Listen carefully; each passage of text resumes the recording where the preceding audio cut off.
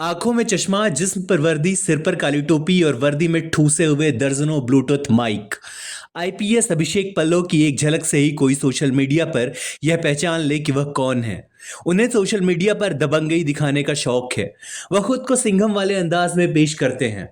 जहां जाते हैं कैमरे के बिना उनका काम नहीं चलता। मानो उनकी नियुक्ति के वक्त उनसे यह कहा गया हो कि बिना कैमरे के आप नहीं चलेंगे। अगर ऐसा नहीं करते हैं तो आपकी नौकरी छिन जाएगी। वह अलग ही अंदाज में लोगों पर चीखते चिल्लाते नजर आते हैं।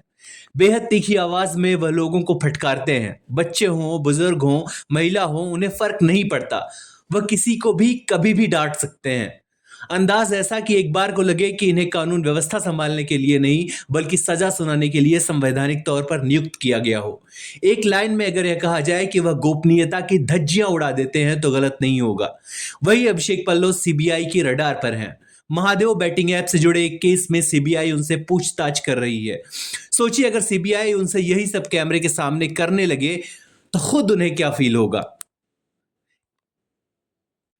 अलग बात है बड़े लोगों के मामले में सीआरपीसी की धारा 227 और 228 यह सुनिश्चित करती है कि किसी भी व्यक्ति को बिना पर्याप्त साक्ष्य के आरोपित नहीं किया जा सकता। ऐसा कोई संवैधानिक प्रावधान नहीं है, लेकिन यह भेदभाव हमारे सिस्टम की देन है।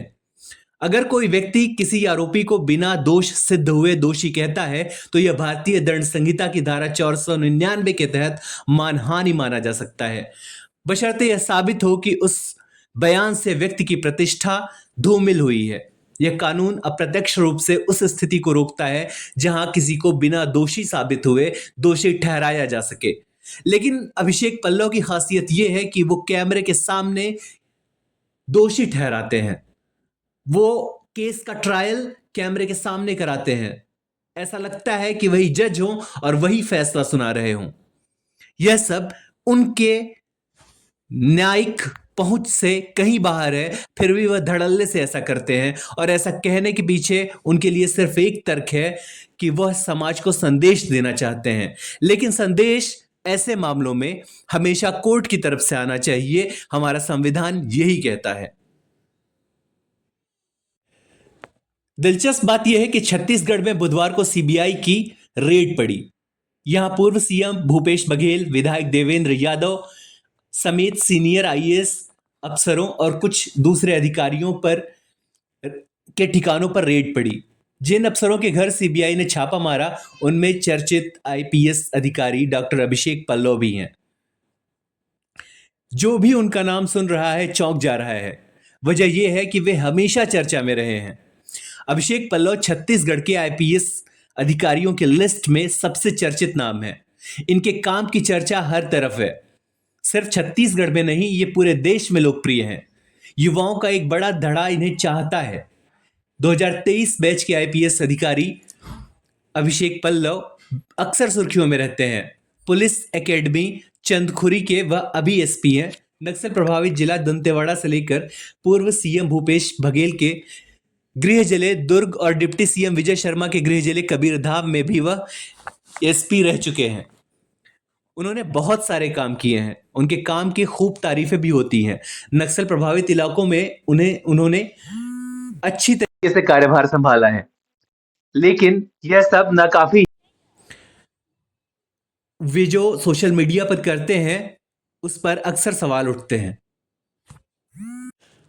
अभिषेक पल्लव एंटी नक्सल ऑपरेशंस में शामिल रहे हैं। दंतेवाड़ा में इनकी पोस्टिंग लंबे समय तक रही है।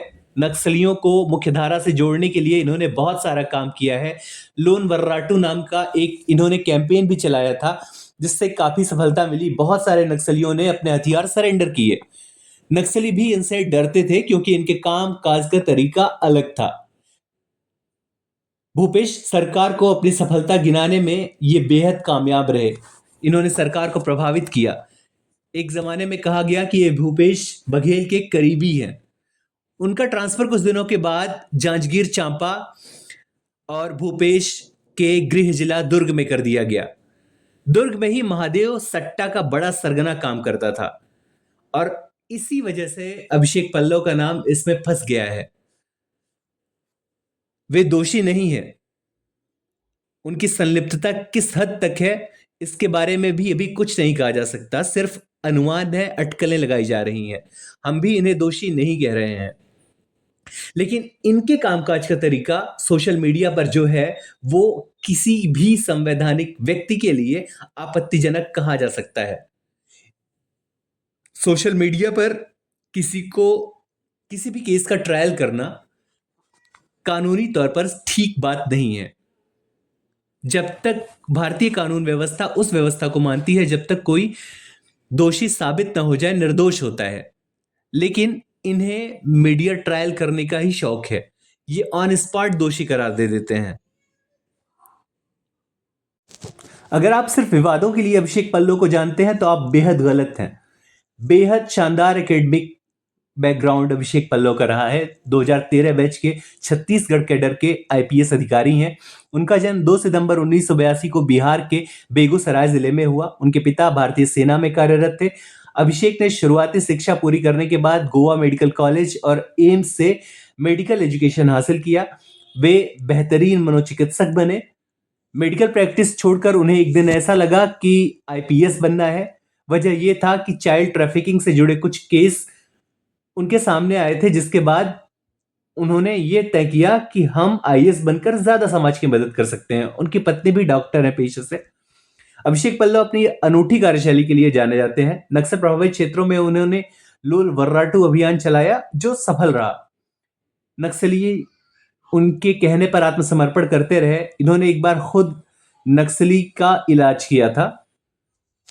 उनकी पत्नी इनके सामने गिड़गिड़ाने लगी थी। ताजा सुर्खियों की वजह यह है कि 26 मार्च 2025 को केंद्रीय जांच ब्यूरो ने महादेव सट्टा ऐप घोटाले की जांच के सिलसिले में अभिषेक पल्लव के घर पर छापेमारी की। यहां ऑनलाइन सट्टेबाजी से जुड़ा एक बहुचर्चित मामला सामने आया, जिसमें छत्तीसगढ़ के पूर्व सीएम भूपेश बघेल, विधायक देवेंद्र यादव और कई सीनियर अधिकारियों के नाम सामने आए। अभिषेक पल्लव उस वक्त दुर्ग जिले के एसपी थे, जहां महादेव सट्टा ऐप का एक सरगना रहता था। सीबीआई की जांच में उनकी भूमिका संदिग्ध मानी जा रही है। हालांकि अभी तक कोई ठोस सबूत सार्वजनिक नहीं हुआ है। जांच के बाद ही उनकी संलिप्तता के बारे में कुछ कहा जा सकता है। इस छापेमारी की वजह से उनकी छवि पर सवाल उठे हैं। उन्हें बेहद पाक साफ अधिकारी अब तक माना जाता रहा है, लेकिन एक आरोप ही किसी के भी करियर को तबाह कर सकते हैं। ठीक वैसे ही जब वो वीडियो में किसी भी आरोपी के साथ जिस तरीके से पूछताछ करते हैं, उससे भी उसके जीवन पर बुरा असर पड़ता है, उसके सामाजिक छवि बिगड़ती है। कोई जरूरी नहीं है कि जो उनके सामने गुनाह कबूल रहा हो वो सच में दोषी हो। वो किसी दबाव की वजह से भी ऐसा कर सकता है। किसी को दोषी ठहराने का अंतिम फैसला कोर्ट की तरफ से ही आना चाहिए। किसी भी पुलिस अधिकारी, डीएम, मजिस्ट्रेट, प्रधानमंत्री, राष्ट्रपति के जरिए नहीं। सितंबर 2024 में कवर्धा जिले में सांप्रदायिक हिंसा हुई। उसके बाद अभिषेक पल्लव पर पुलिस बर्बरता के गंभीर आरोप लगे। एक वायरल वीडियो में उनके सामने पुलिसकर्मियों ने ग्रामीणों और एक नाबालिग की पिटाई की। घटना का रील सोशल मीडिया पर वायरल हुआ, जिसके बाद कांग्रेस ने इसे पुलिस क्रूरता का खतरनाक सबूत बताया। विवाद बढ़ने पर छत्तीसगढ़ के मुख्यमंत्री विष्णुदेव साय ने त्वरित कार्रवाई करते हुए 20 सितंबर 2024 को अभिषेक पल्लव को कवर्धा एसपी से हटा दिया। उन्हें सहायक पुलिस महानिरीक्षक पुलिस मुख्यालय रायपुर में ट्रांसफर कर दिया।